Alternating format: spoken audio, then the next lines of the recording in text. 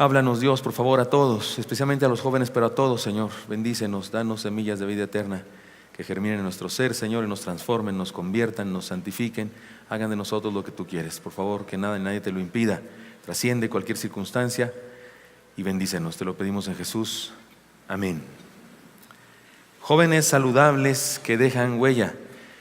Es el nombre de todos los sermones de este mes, pero cada uno de ellos con alguna particularidad, porque estudiamos el testimonio de algún joven saludable en particular. El día de hoy quiero compartirles de un grupo de muchachos adoradores de verdad. Un grupo de jóvenes adoradores de verdad. El texto es Mateo 21, 12 al 17. Vamos a leerlo de inmediato.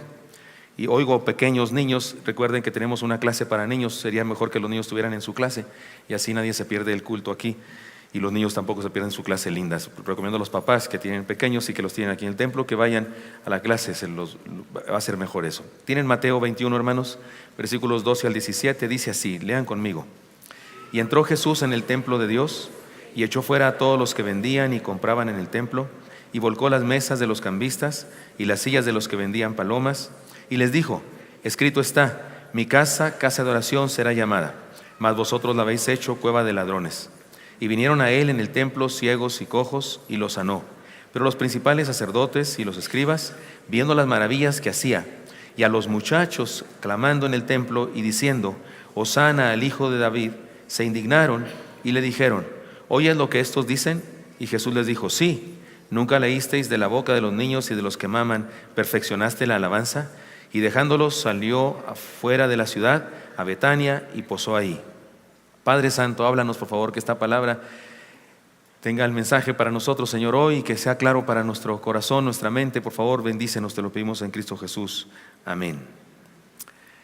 Regularmente interpretamos este pasaje en el contexto de la purificación del templo y nos concretamos o nos enfocamos en el hecho de que Señor Jesucristo hizo un chicote, una especie de cinto con cuerdas, con tiras de piel de camello y trastornó las mesas, rompió las barreras, las tablas que hacían los corrales donde guardaban las ovejas, las mesas donde había personas con dinero que cambiaban cosas, al rato explicaré qué estaban haciendo, e hizo de veras, un zafarranchos en ese lugar.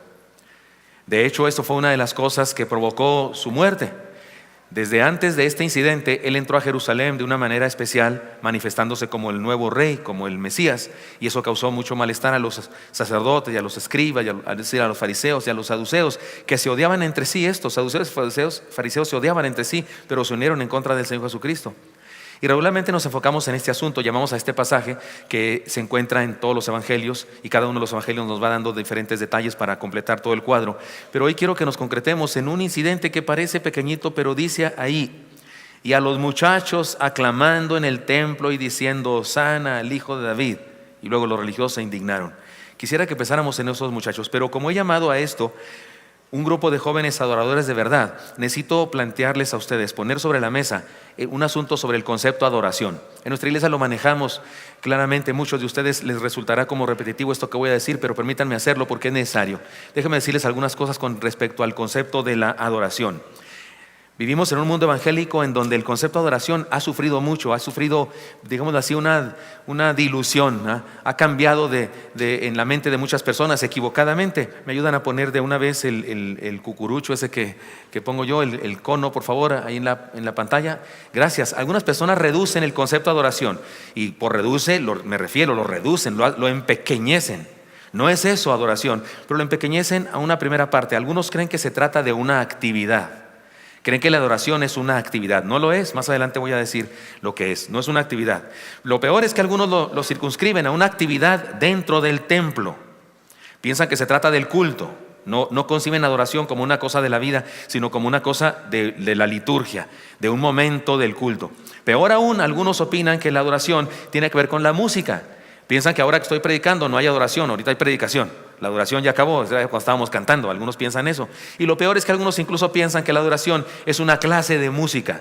Algunos son tan ignorantes, de veras, tan lejanos a la enseñanza bíblica, que cuando están dirigiendo la alabanza estamos cantando cantos movidos, así donde brincamos y no sé qué, y dicen que estamos alabando. Y luego de repente dicen, bueno hermanos, ahora vamos a entrar a la adoración. Y uno dice, pues ¿dónde andábamos? Si vamos a entrar a la adoración, pues nos hayamos salido o qué. ¿De cuándo nos salimos de la adoración? Y algunos creen que la adoración son cantos lentos, así tranquilos, que son así como muy tiernos. Perdónenme, pero eso es un absurdo. No tiene nada que ver con el ritmo de las canciones para que sea alabanza, para que sea adoración. Les digo de una vez, la verdad bíblica dice lo siguiente: adoración es una actitud, no es una actividad, es una actitud. No es algo que hacemos en un momento determinado, no, es algo que vivimos constantemente. Y él dijo, creo, Señor, y adoró. ¿De quién habla? De Tomás.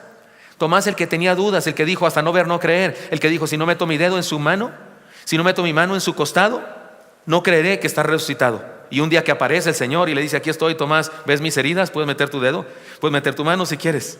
Y la Escritura dice que cayó de rodillas ante él, y la manera como se traduce, como dice en la Escritura, es adoró, porque adorar literalmente en el sentido físico significaba postrarse, literalmente en el griego, adoración significa postrarse, tirarse, rodillas al suelo y rostro a la tierra. Eso es adoración. Teológicamente hablando, espiritualmente hablando, significa sometimiento, porque cuando usted se pone a los pies de alguien está sometiéndose. Entonces una persona que adora es una persona que se somete, pero no es una actividad, es una actitud. Adoración es mucho más que una actividad del cuerpo, es una actitud de integridad del ser humano. Además, adoración es la integridad de la vida cristiana. Adoramos donde quiera que estemos, si es que adoramos. Si somos adoradores, adoramos todo el tiempo, si es que somos adoradores. Mire cómo dice en algunos textos de la Biblia: dad a Jehová la honra debida a su nombre. Traed ofrendas y venid a sus atrios. Adorad a Jehová en la hermosura de la santidad. Temed delante de él toda la tierra. Está hablando de más cosas que cantar. Está hablando de mucho más que de estar en un culto. Eso es el Salmo 96, 8 al 9.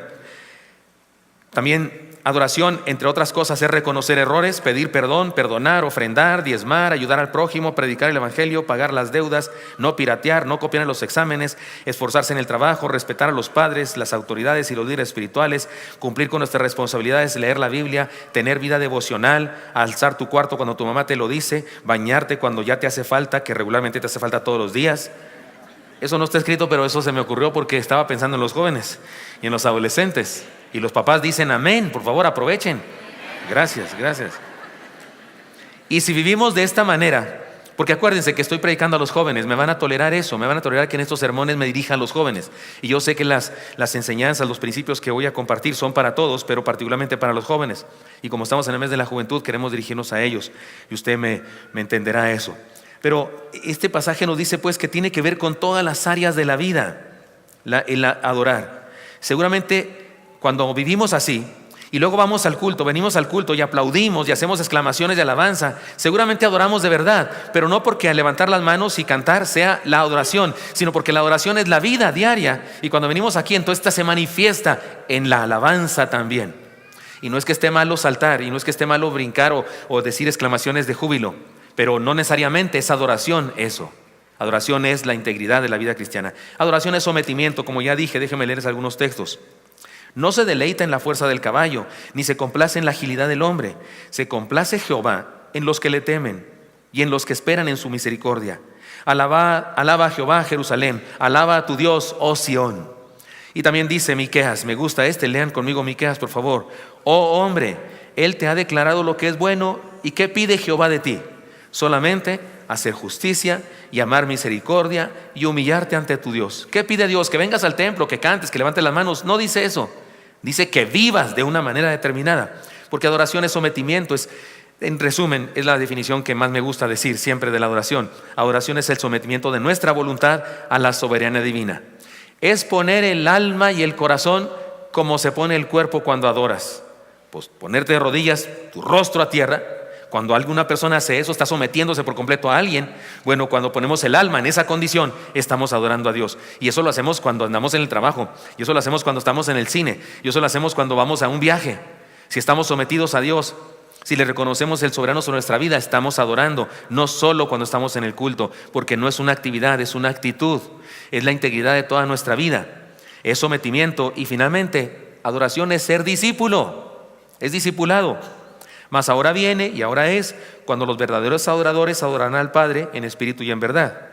Porque también el Padre tales adoradores busca que le adoren. Dios es espíritu y los que le adoran en espíritu y en verdad es necesario que le adoren. Le dijo a la mujer, sé que ha de venir el Mesías llamado el Cristo. Cuando Él venga nos declarará todas las cosas. Jesús le dijo, yo soy el que habla contigo. Jesús le dijo a la mujer samaritana: trae a tu marido. Ella dijo: no tengo marido. Y Jesús le dijo: bien has dicho, no tengo marido, porque 5 maridos has tenido y aún el que tienes no es tu marido. Como Jesús puso el dedo en la llaga de su problema, entonces ella quiso hablar de religión y le dijo: oye, me parece que tú eres profeta, pero los judíos dicen que hay que adorar en este monte y los samaritanos decimos que en este otro monte. ¿Tú qué opinas? Y Jesús le dice: no tiene nada que ver con cerros, no tiene que ver con templos, no tiene nada que ver con lugares. La adoración es un asunto del interior del ser humano, y los adoradores en espíritu y en verdad. Y es cuando el Señor dice este pasaje.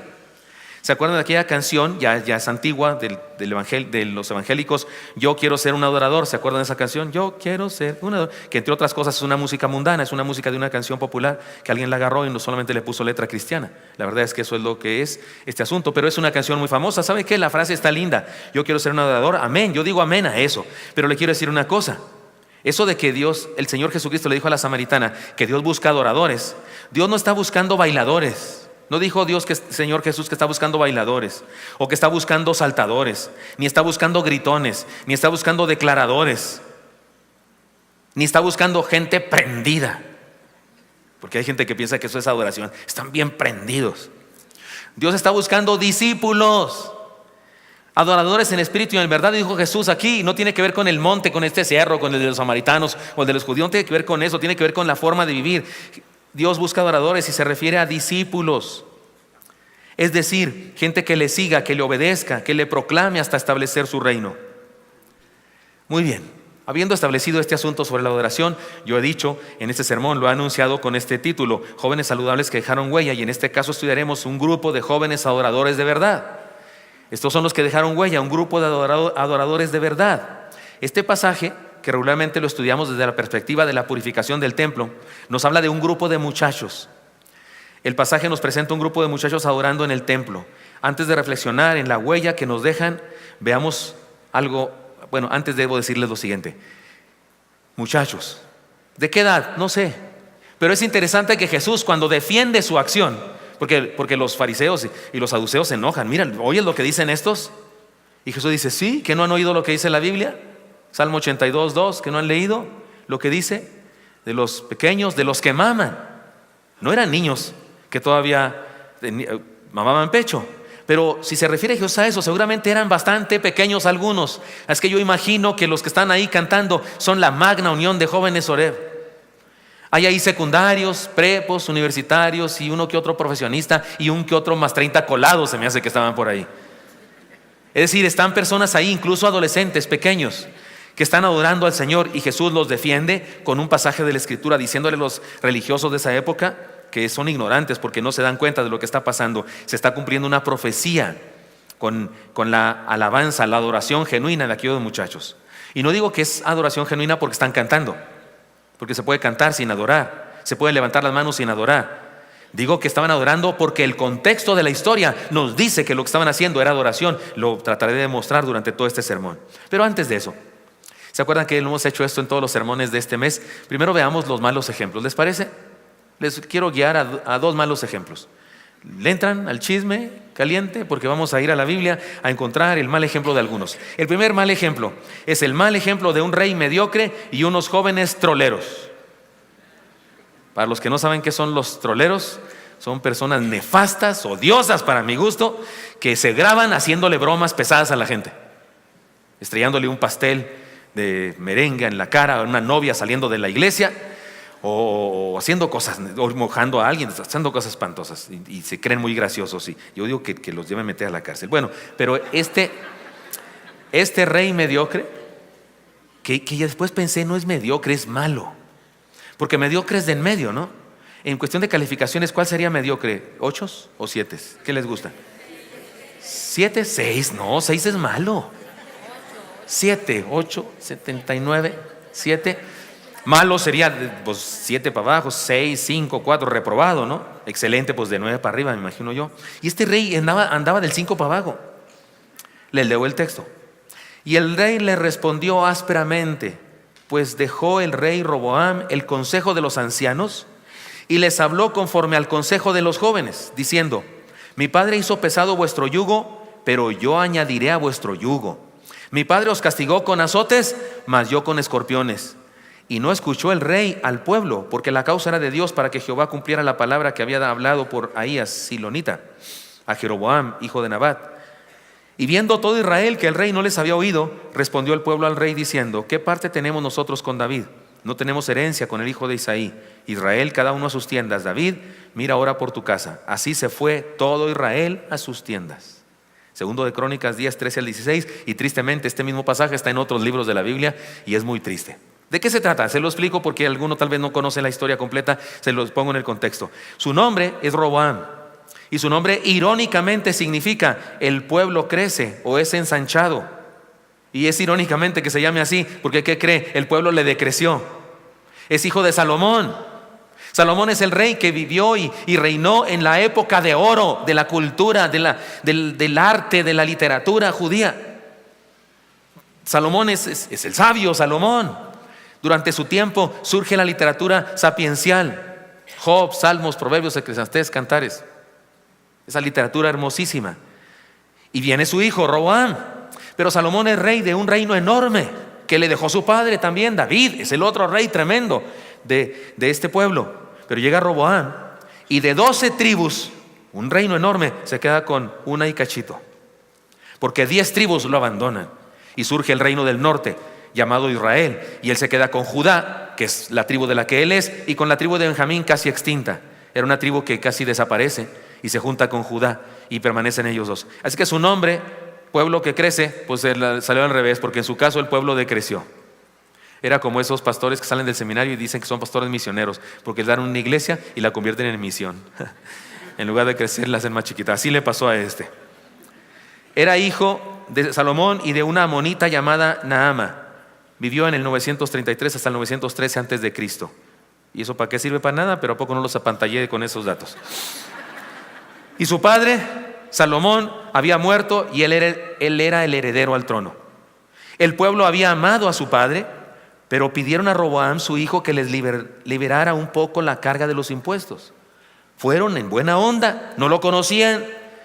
Era uno de los muchos hijos que tenía Salomón. Salomón tenía nada más y nada menos que 300 esposas y 700 concubinas. ¿Usted cree que eran famosos sus hijos? Y fueron a conocer al nuevo rey y fueron a decirle, uno de los líderes dijo: Su Majestad, queremos decirle que sería bueno que nos bajara los impuestos.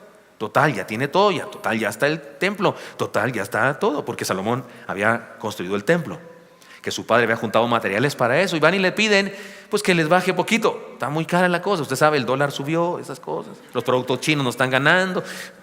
Lo estoy poniendo en el contexto nuestro, pero van a pedirle, tal vez había sequía, tal vez las cosechas no se daban, lo que sea, las enfermedades de las ovejas, porque eran más ganaderos que agricultores.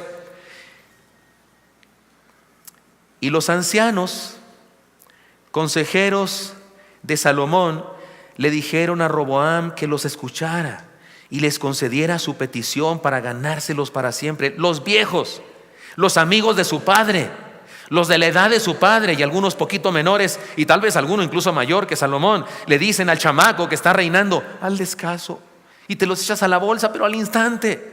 Diles que sí, bajé los impuestos, total, eres millonario, tienes todo lo que necesitas. Diles que sí. Pero él pidió consejo a sus cuates, a sus amigos, con los que jugaba Nintendo de chiquito, con los que iba a los antros. Les pidió consejo. Y estos le dijeron: trátalos con dureza, porque la gente si lo tratas bien se te sube en la cabeza, le das la mano y te agarran el pie. ¿Sí captan la idea de las cosas que le dijeron? No se te ocurra decirles que sí, no, porque debes poner mano dura desde ahorita. Él rechazó el consejo de los sabios y siguió el consejo de los jóvenes como él, y el pueblo lo abandonó y el reino se dividió. Podemos decir que fracasó en su reinado. La verdad es que he llamado a este mal ejemplo, el mal ejemplo de un rey mediocre y unos jóvenes troleros, porque de veras son troleros. Mire, le explico por qué me refiero que son troleros. Oiga, si le hubieran echado agua fría con hielos en la madrugada mientras dormía, si le hubieran dado un pastelazo en el rostro el día de su boda, si le hubieran puesto laxante en su refresco, no le hubieran hecho tanto daño como el daño que le hicieron con los consejos que le dieron. De veras lo trolearon, le hicieron un daño bárbaro. Y él, insensato y débil de carácter, le siguió el juego y fracasó. Y estamos pensando, qué bruto, no, este Roboancha, qué bruto, qué insensato, qué tipo, ¿no? ¿Cuál mediocre pastor? Malo, gachamente malo. Está bueno, pero antes de seguir esforzándonos en decir eso, ahí les voy. Joven, eso que hizo Roboam se parece mucho a esto que te voy a decir que hacen algunos jóvenes, algunos me refiero, algunos. Tal vez no vinieron hoy, pero algunos jóvenes hacen esto.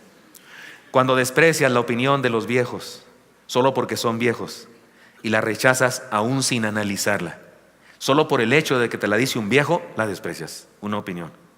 Cuando buscas aprobación de jóvenes de tu edad, que tienen los mismos problemas, las mismas luchas, y no entiendes que como tú están confundidos y son inexpertos. Cuando pretendes ejercer una autoridad que no te has ganado con servicio. No había hecho nada por el pueblo, había vivido del pueblo, y viene con una gran autoridad y empieza, yo les voy a dar peor que mi padre. No se había ganado nada. ¿Por qué está ejerciendo esa autoridad que no se ha ganado con servicio? Cuando exiges tus derechos sin respetar a los de los demás. Cuando eres arrogante e insensato en el trato con la gente.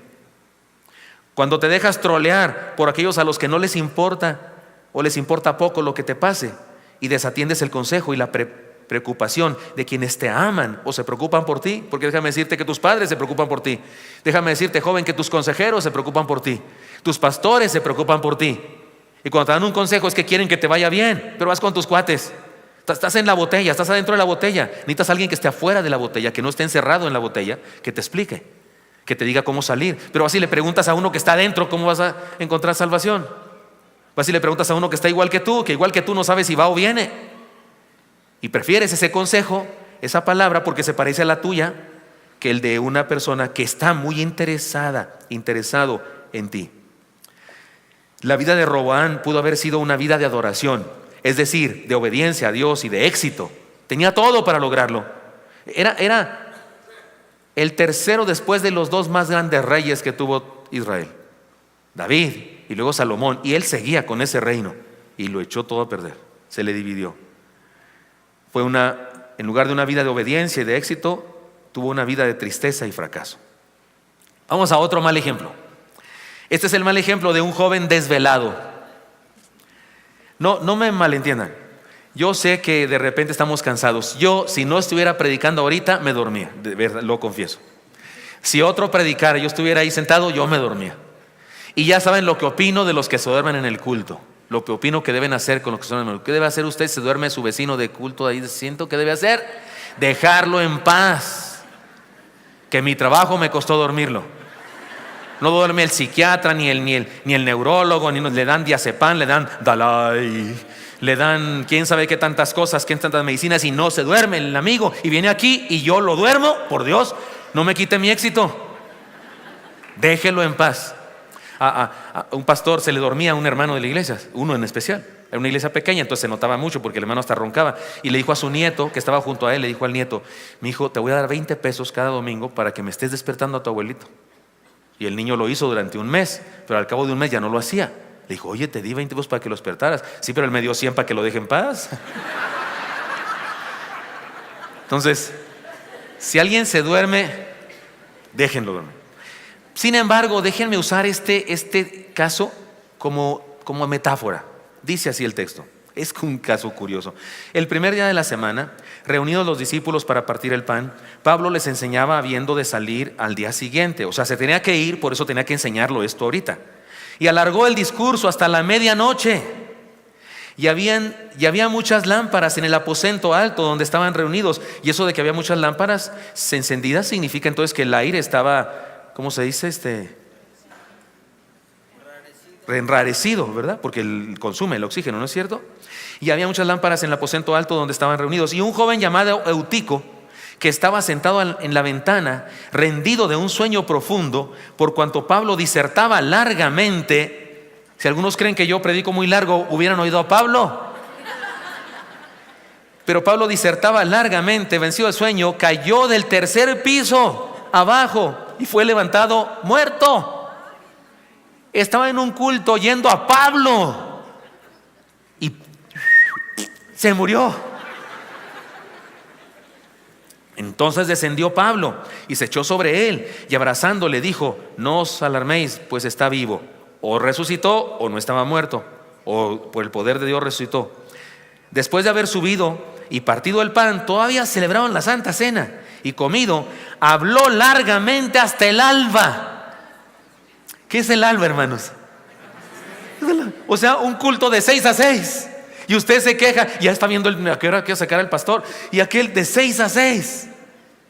Con razón se muere la gente, dice usted, ¿verdad? Habló largamente hasta el alba, y así salió, y llamaron al joven vivo, llevaron al joven vivo, y fueron grandemente consolados. No seamos severos con Eutico. La verdad es que eso de dormirse en el culto puede haber tenido muchas razones.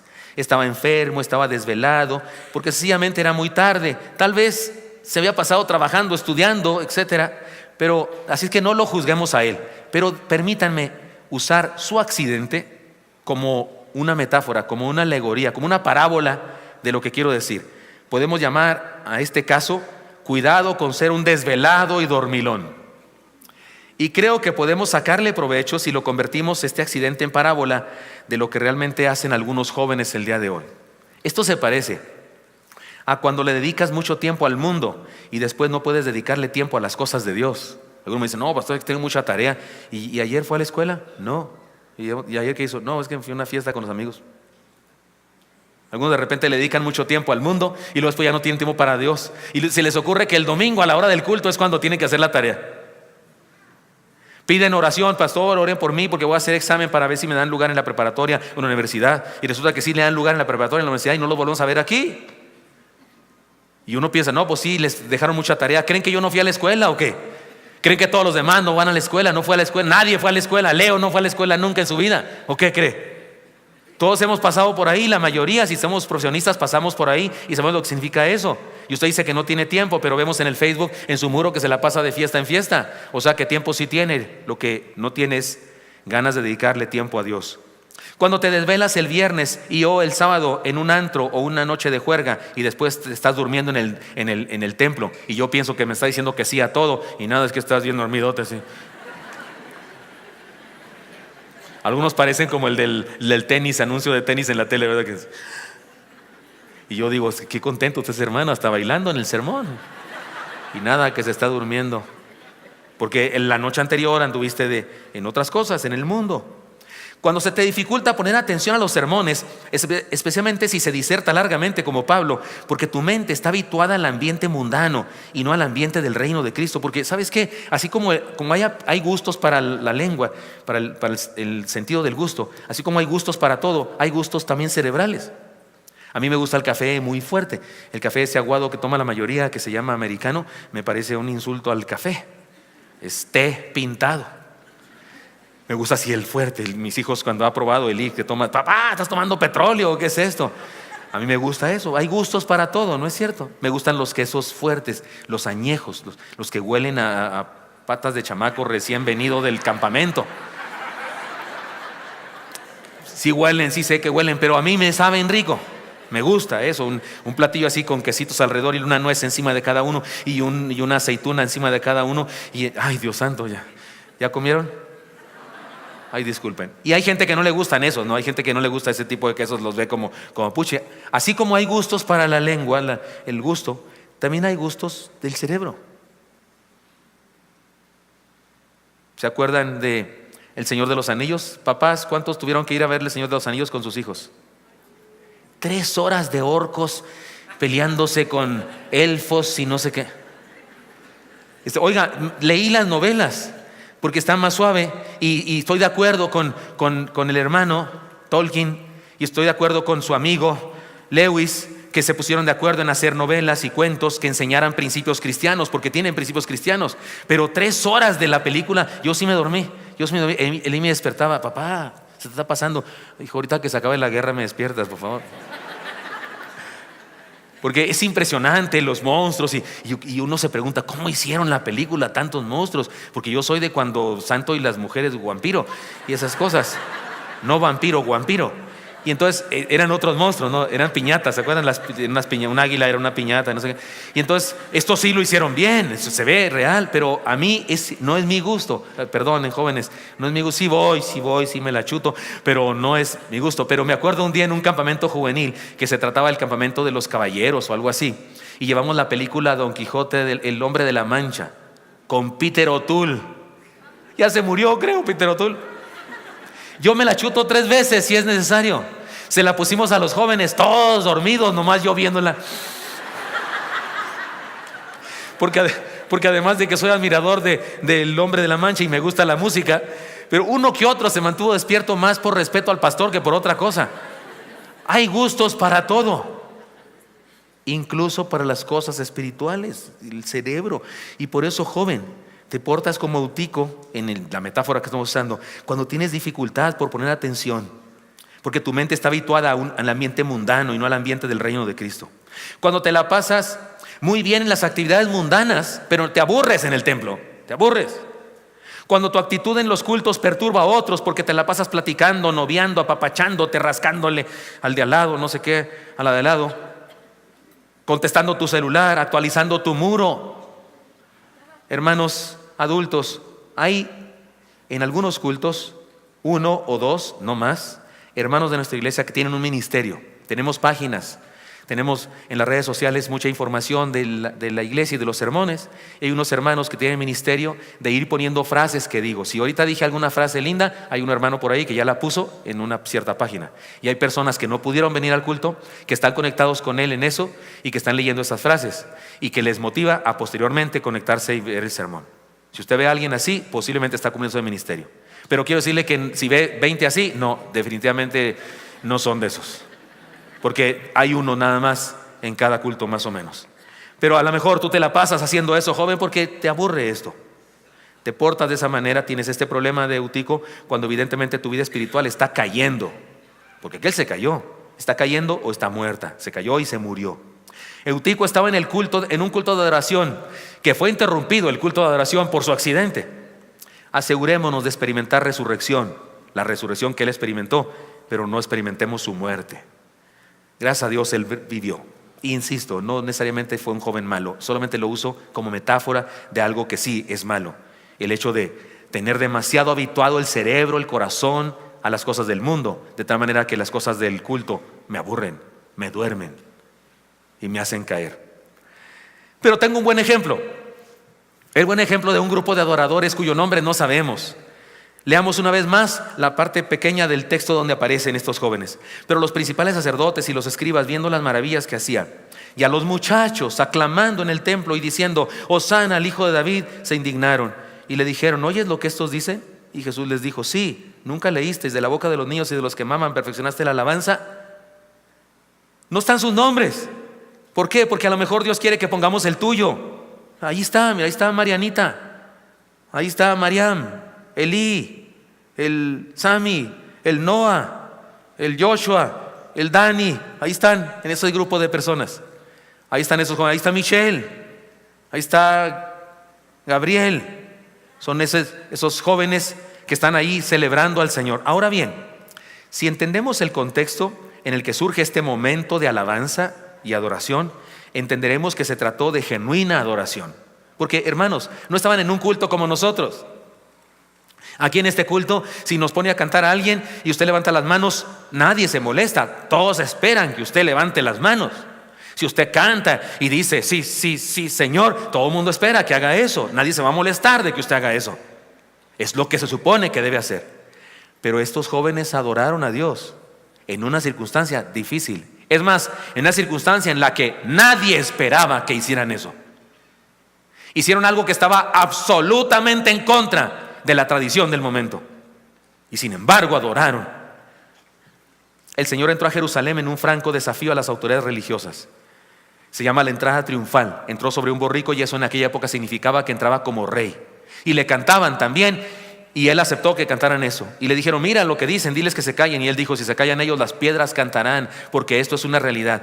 Los eruditos dicen que Jesucristo estaba desafiando a los judíos y que estaba suicidándose, porque estaba ahora sí retándolos. Hacía varios años, 2 años tal vez, que no entraba a ninguna ciudad, predicaba en las afueras. porque sabía que lo querían matar. Pero en esta ocasión se mete a la cueva del lobo, porque era su misión. De hecho, había dicho que a eso iba. En la entrada triunfal, el Señor también desafió las tradiciones y costumbres religiosas de aquellos días. Él había enseñado muchas veces, habéis oído que fue dicho, pero yo os digo. Lo dijo varias veces. Ven este lugar lleno de cosas bellas, no quedará piedra sobre piedra. Ven este templo, derríbenlo y en 3 días lo reedificaré. Dijo cosas tremendas. Dijo cosas desafiantes para la religión de aquella época, para la teología de aquella época. Su testimonio, y aquellos jóvenes, en este contexto, aquellos jóvenes creyeron en Él y aceptaron sus ideas y alabaron sus acciones.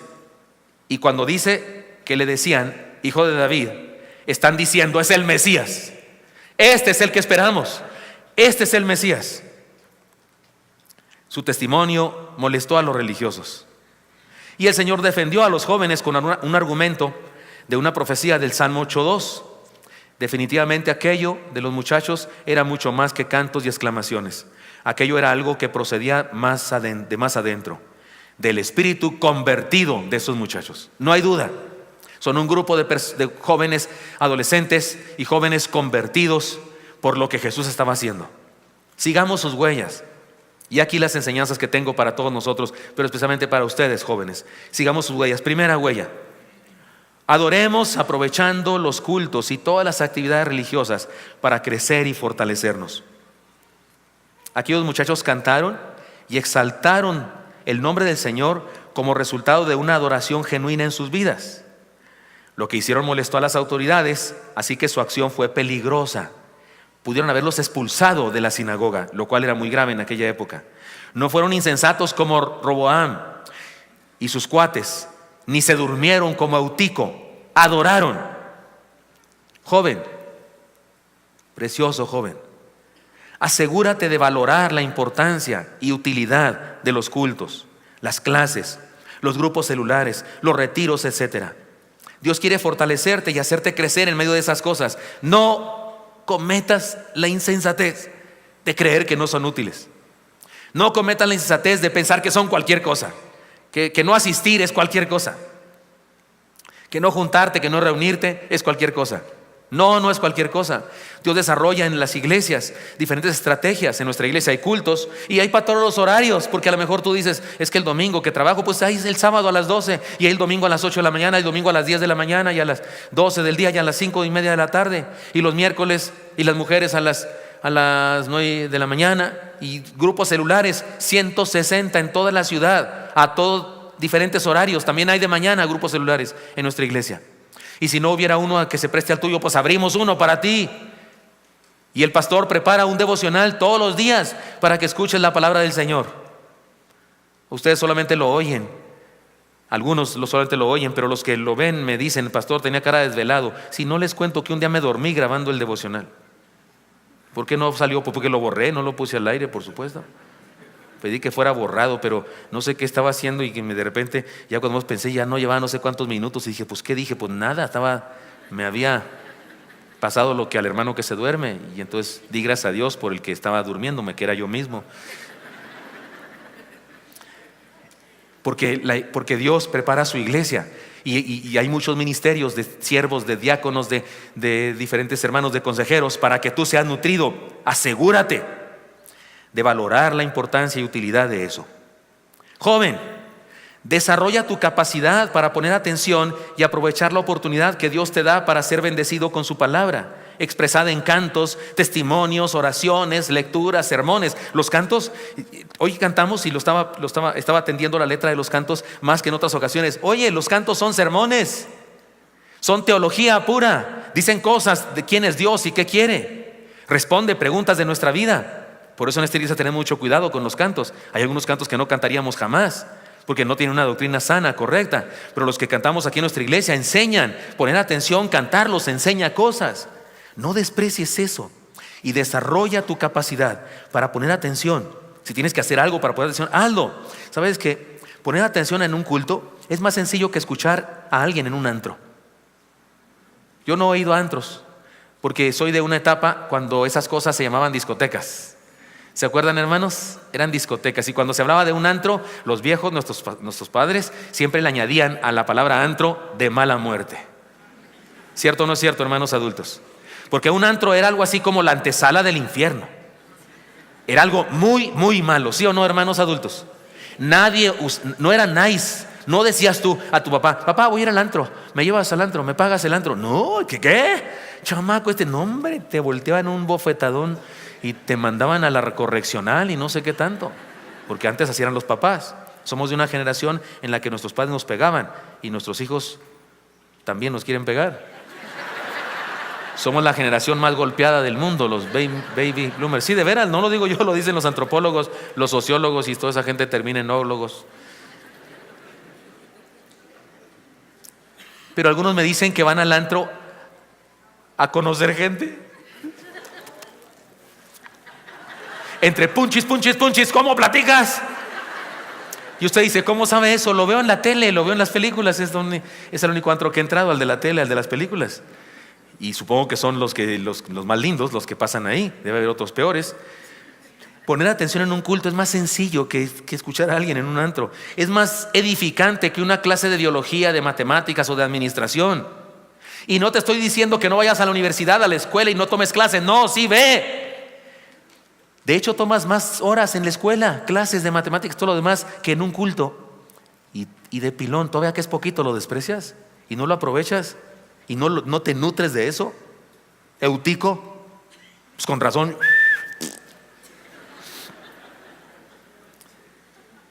Usa tus capacidades en el reino. Joven, definitivamente, por alguna razón, yo no creo en la evolución, ¿verdad? Dios nos hizo tal cual somos.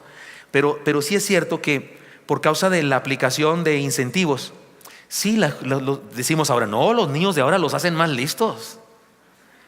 No es que los hagan más listos, es que antes, cuando uno nacía, lo amarraban así como mosca atrapada en la red de la araña. ¿Has visto cómo las atrapan?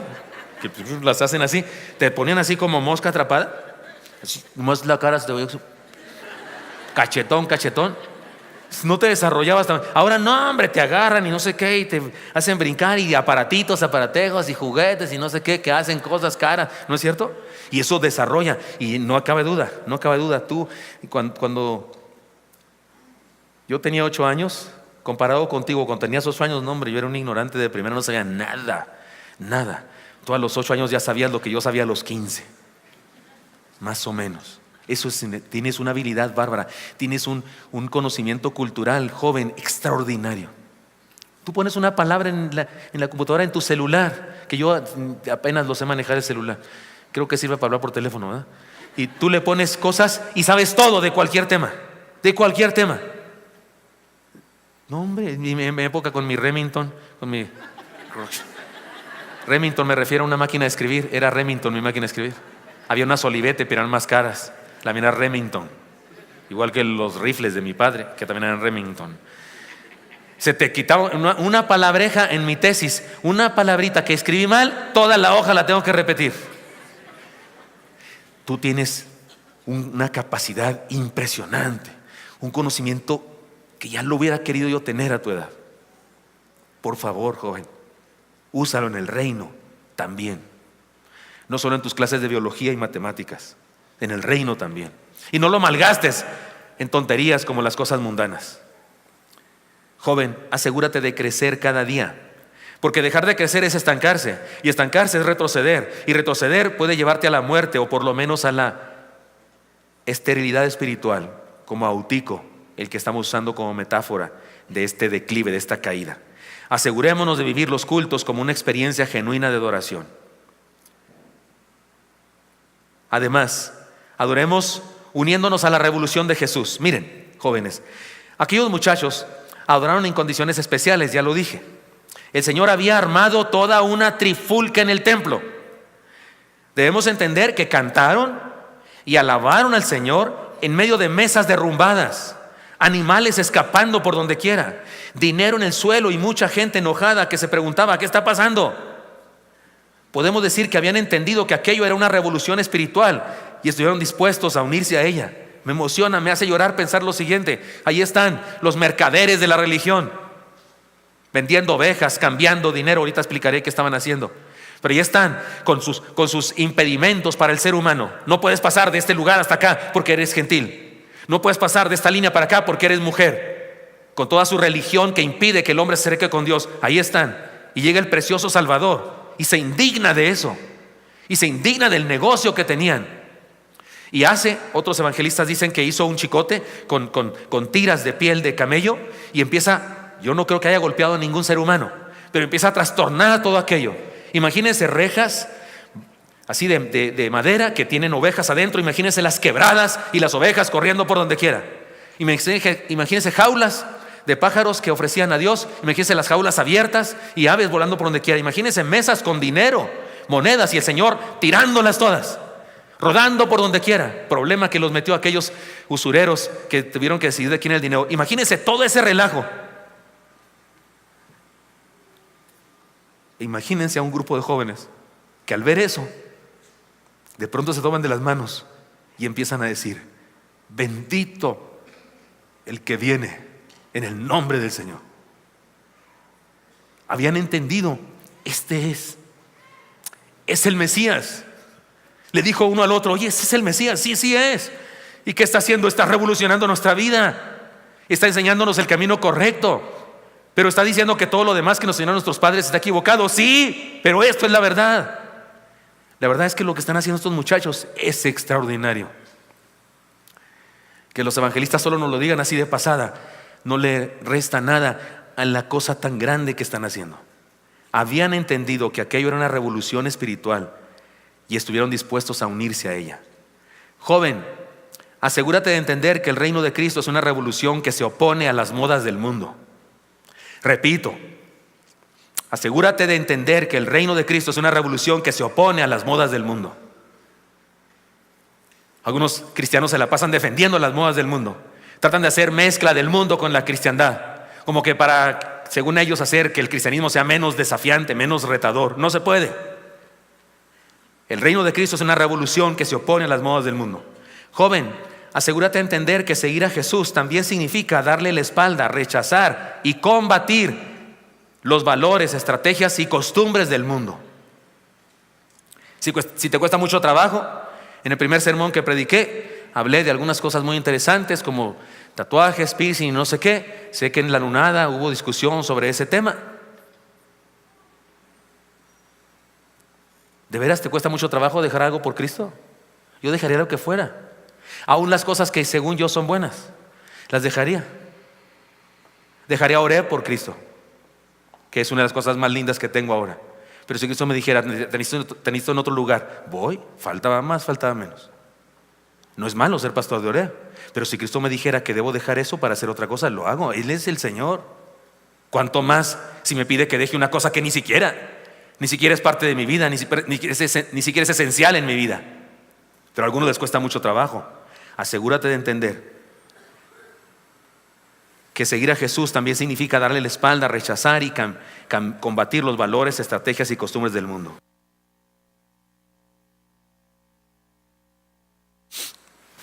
Joven, asegúrate de entender que la revolución de Jesús nos desafía a transformar incluso algunas posturas religiosas. ¿Se fijan que lo que está haciendo Jesús ahí en el templo es trastornar una cultura religiosa? Porque es el templo. No fue hacer esto a un antro, no había en esa época. No fue esto a un mesón, no, fue al templo. O sea que trastocó, combatió, condenó posturas religiosas. De repente hay gente que tiene ideas religiosas que debe quitar de su mente. Joven, asegúrate de estas cosas. Atrevámonos a confrontar nuestras ideas con la Biblia y seamos valientes para reconocer nuestros errores y cambiar. Asegurémonos de estar unidos a la revolución espiritual que Jesús nos propone. Y en tercer lugar, una huella más que seguir de estos muchachos extraordinarios. Adoremos profundizando nuestra experiencia de discipulado. Les explico. ¿Qué es lo que estaba pasando ahí?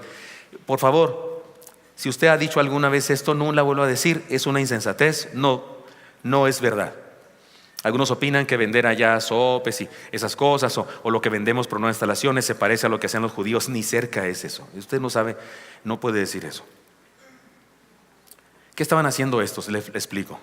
El templo era un edificio cuadrangular, dividido en dos partes. La parte de primero estaba en la puerta al entrar, era el lugar santo. Solo los sacerdotes podían entrar ahí para hacer los diferentes rituales. La siguiente parte, que estaba dividida por un velo, era el lugar santísimo, y solo el sumo sacerdote entraba a ese lugar una vez al año solamente. Pero se le llamaba templo a todo alrededor. La gente común nunca entró a ese edificio, nunca, nadie. Se amenazaba con muerte de que alguien entrara, lo dice el Señor en su palabra. Ningún mortal que no fuera sacerdote podía entrar aquí, y ningún que no fuera sumo sacerdote podía entrar al otro lugar. Entonces se le llamaba templo a estar alrededor de él. La gente se congregaba. Antes de esa época, cuando Jesús va al templo, antes de eso, en la época de Salomón, la gente se congregaba alrededor, todo alrededor de las paredes, y ahí celebraban al Señor y cantaban, y había predicaciones en diferentes lugares. Pero en esta época el Señor estaba, los judíos habían construido un atrio exterior, a donde decían, solo los hombres pueden entrar aquí, judíos. Había otro atrio más amplio donde solamente hombres y mujeres judías podían entrar, y de hecho había una inscripción que decía, cualquier mortal que se ose entrar aquí y no es judío, debe morir. Y luego había otro atrio más grande, que era el de los gentiles. Ahí podía entrar toda la gente. Y ahí, donde se congregaba toda la gente, es donde estaba la vendimia. ¿Y a qué se refería la vendimia? ¿Vendían sopes para dar de comer a los niños de la loba? No, eso hubiera sido bueno. ¿Hacían algo? No, le voy a decir qué hacían. La gente venía de todas partes del Imperio Romano, donde había judíos, venían a adorar a Dios, a celebrar a Dios, y querían ofrecer corderos, ovejas, palomas en ofrenda a Dios, porque eso era el ritual judío. Pero a lo mejor usted vivía cerca y traía su propia oveja porque usted era pastor de ovejas, y buscaba el corderito de un año más puro, más hermoso, porque quería ofrecérselo a Dios. Pero ¿qué cree? Cuando llegaba al templo le decían, tiene que pasar la prueba a la comisión que investiga, y había una comisión que, ¿qué cree? Nunca pasaba su cordero, nunca, jamás. ¿Por qué no pasaba el cordero? Porque le decían, tienes que comprar uno de aquí, uno que ya está probado, y por supuesto valía 10 veces más. Y usted no podía ofrecer su cordero, sino que tenía que comprar uno de aquí. Y entendemos el asunto de la trampa que había en esto. Se ganaban dinero ellos. Además usted decía, bueno, pues ni modo, ya traigo mi dinero. Sacaba su dinero y decía, no, ese dinero está sucio, ese dinero es dinero pagano. ¿Cómo quieres comprar algo con ese dinero? Tienes que ir a cambiarlo. Y tenían, curiosamente también ellos mismos, sus parientes, tenían un negocio de cambistas. Por eso el texto habla de los cambistas, del dinero de los cambistas. Y había unas mesas de cambistas, y usted llegaba con el dinero pagano y lo daba, y le daban dinero del templo, porque el templo tenía incluso una moneda. ¿Pero qué cree? En el trueque, por supuesto que había una ganancia, y le cobraban. Eso es lo que estaban haciendo. Además de hacer negocio, impedían a la gente que adorara al verdadero Dios. Y eso fue lo que hizo necesario que el Señor actuara de esa manera. Lo maravilloso es que aquellos muchachos que habían crecido con aquella tradición, habían vivido con eso. Cuando ellos nacieron ya se hacía eso. Cuando ellos estaban pequeños se iban al templo, sus papás compraban esos corderos carísimos y cambiaban su dinero, y se empobrecían por culpa de esas personas usureras. Ellos creían que eso era lo correcto, era su tradición. Sin embargo, experimentaron el mensaje de una nueva propuesta y se unieron al Señor y decidieron seguirle, porque dijeron, esto es la verdad. Joven, asegúrate de seguir a Jesús de manera integral. Tiene que ver con discipulado. Deja que te transforme, que te revolucione tus ideas, tus relaciones, tu forma de sentir y tu forma de actuar. Deja que Jesús te cambie, hasta la manera de peinarte si quieres. Todo, cambia toda tu vida. Eso sería señal de que de veras está cambiando tu corazón. Si se te nota en tu forma de ser exteriormente, quiere decir que está cambiando también tu corazón. Y posiblemente si no ha cambiado tu corazón, tampoco se te nota por el exterior. Joven, asegúrate de vivir la nueva mayordomía del reino. Reconócelo como dueño de todo lo que tienes, lo que eres y lo que sabes, y hónralo entregándote por completo. Joven, asegúrate de no solo asistir a los cultos, la unión de jóvenes y otras actividades. Conviértete en discípulo, no solo creyente. La Biblia dice que los demonios también creen y tiemblan. Así que algunas personas están en nivel demonio, ¿no? Modo demonio. Creen y tiemblan. Pero hay que dar un paso más allá, ser discípulos. Es triste, pero algunos jóvenes asisten o dejan de asistir, trabajan o dejan de trabajar en virtud o en relación a sus sentimientos y emociones y a sus relaciones sentimentales. Hay algunos que de repente están muy activos porque tienen novia o tienen novio y luego terminan con el novio o la novia y ya se desaparecen, ya no vienen. Están enojados, como si Dios tuviera la culpa de sus aventuras sentimentales. En ocasiones incluso no solo no tienen la culpa, sino que en ocasiones te dijo que no te metieras en eso. Pero algunas personas actúan así, como digo, algunos piden que oremos porque Dios les dé escuela y se desaparecen y ya no vuelven acá. De jóvenes estudiantes muy fieles, que muy integrados, muy trabajadores en la iglesia, se convierten en profesionistas que vienen esporádicamente, de vez en cuando a la iglesia. Algunos hasta se convierten en visitadores de diferentes templos, realizan la visita de los 4 templos en un mes, porque circunscriben su cristianismo a sus relaciones interpersonales, cuando deberían circunscribir sus relaciones interpersonales a su cristianismo, a su relación con Dios.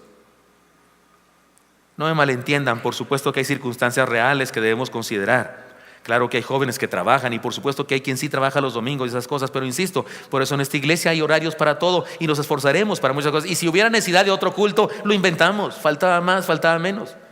Si hubiera un buen grupo de personas que dicen, pastor, ni sábados ni domingos tenemos posibilidad de ir a un culto, ni instituto bíblico, no tenemos la posibilidad. Si hubiera un buen grupo de personas que me dicen que cuando quieren, que hacemos culto los jueves o cuando quieren, en lugar de escuela dominical hacemos escuela juevenal o viernenal o miércolizal o lo que sea, como sea. ¿Cuál importa? ¿Qué importa? Nos esforzamos porque todos tengamos, pero lo que hace falta entonces es que seamos discípulos. Asegurémonos de ser discípulos y no solo creyentes. Hermanos míos, hermanos queridos jóvenes, por eso me niego a aceptar la idea de que todos los jóvenes son reventados, irresponsables, superficiales. Me niego a creer eso. No acepto eso. No. Yo creo que los jóvenes pueden ser cristianos de primera, héroes de la fe. Creo que Dios llama a jóvenes y cuando estos aceptan su llamamiento, se convierten en personas extraordinarias en la iglesia. Por eso les exhorto, adoremos aprovechando los cultos para crecer y fortalecernos. Adoremos uniéndonos a la revolución de Jesús. Y adoremos, profundizando nuestra experiencia de discipulado. Para terminar, hay una poesía, ojalá que alguien se la aprenda de memoria y la declame en el Festival Juventino. Esta poesía se llama Muerte en el Circo Romano, de Juan Antonio Cavestani. Describe la muerte de un cristiano llamado Marciano. Es una poesía larga, pero hay una parte, solamente voy a leer algunos versos, hay una parte que me parece que es el clímax de esta poesía. Son palabras de él, del mártir Marciano, habla con el César y con la gente, y hay una parte donde dice esto: César, le dijo, miente quien afirme que a Roma he sido yo quien prendió fuego. Si eso me hace morir, muero inocente. Y lo juro ante Dios que me está oyendo. Pero si mi delito es ser cristiano, haces bien en matarme, porque es cierto, creo en Jesús y practico su doctrina. Y la prueba mejor de que en Él creo es que en lugar de odiarte te perdono. Y al morir por mi fe, muero contento.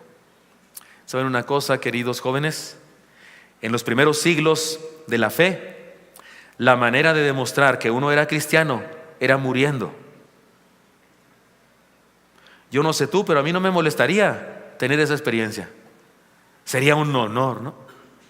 Sería un honor que alguien me pusiera a prueba y pusiera, no sé, un cuchillo, una pistola en mi cabeza. Si reniegas de Jesús, te dejamos vivo. Yo gritaría, creo en Él, es mi Salvador. Sería un honor morir por Cristo. Pero tengo la sospecha de que en nuestro tiempo y en nuestra ciudad es bastante difícil vivir eso y no vamos a andarlo buscando, ¿verdad? A ver quién me mata. Pero te tengo algo mejor. En los primeros siglos de la fe, la manera de demostrar que uno era cristiano era muriendo. En nuestro tiempo, la manera como un joven demuestra que es cristiano es viviendo. Si un día el Señor nos llama a morir por Él, sería lindo, pero ya nos llamó a vivir por Él. No tengo que esperar. Yo no tengo que esperar a tener una experiencia de mártir. Ya me llamó a vivir por Él. Y la palabra mártir, que describe a una persona que muere por Cristo, es la simple palabra testigo. Y Dios nos llamó a ser testigos. Me seréis testigos, dijo Él, en Jerusalén, en toda Judea, en Samaria, hasta el último de la tierra. Así que, queridos hermanos, vivamos adorando. Vivamos adorando. Señor Santo, te doy gracias porque me das permiso de compartir con mis hermanos el testimonio de estos personajes de tu palabra, algunos que dieron malos ejemplos que no queremos seguir, Señor, y el buen ejemplo de algunos que sí nos gustaría seguir de todo corazón.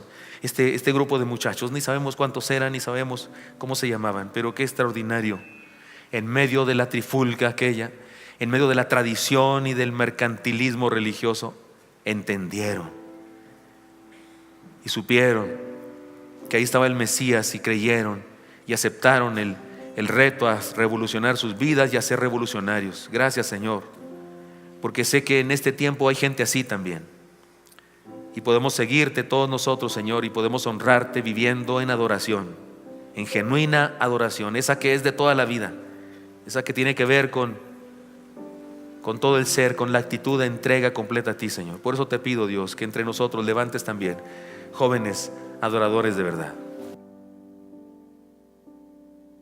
Joven, te hago un desafío a ti antes que a nadie. Tal vez quieres decirle al Señor: Señor, yo quiero ser un adorador en el sentido real de la palabra. Quiero que donde quiera que esté, mi vida te adore. Y quiero que mi vida te adore tanto que haya quien se enoje, que haya quien se oponga, porque mi vida es una revolución, porque mi vida contrasta, porque mi vida se opone a cosas malas del mundo. Perdóname, Dios, porque tal vez en ocasiones he hecho concesiones con el mundo y me he mezclado. Perdóname, Dios, pero quiero ser un adorador de verdad. Quiero vivir, Señor, como un joven que te honra en cada área de la vida. Si así quieres decirle al Señor: querido joven, por favor, ahí en tu lugar, ponte de pie y dame permiso de orar por ti, pedirle a Dios que te bendiga, que te dé fuerza, que te dé el vigor para cumplir este compromiso. Dios les bendiga a los que están poniéndose de pie. Si alguien más toma esta decisión, ponte de pie ahí en tu lugar y que Dios te use. Y estoy seguro que va a haber cosas maravillosas en torno a ti, porque Dios te va a usar y va a tocar personas, va a tocar vidas y vas a ser útil en sus manos. Y así como hoy estamos hablando de estos jóvenes desconocidos, un día alguien va a usar tu vida para bendecir la vida de otros, porque tu ejemplo va a ser significativo. Si alguien más toma esta decisión, póngase de pie en su lugar, por favor. A usted, hermano adulto, le invito también. Usted y yo también somos llamados a ser adoradores. Por eso le invito a que seamos una iglesia de adoradores.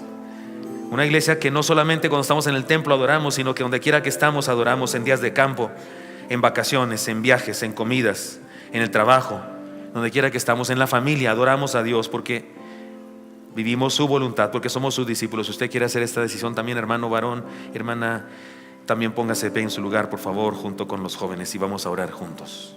Si usted toma esta decisión, puede hacerlo. Oremos. Señor Santo, gracias, porque aquello que tú hiciste, Señor, tremendo, extraño para algunos, cierta violencia contra las ideas religiosas, contra cosas materiales, nos parece increíble eso. Pero gracias, Señor, porque en medio de eso un grupo de muchachos fue impresionado y creyeron.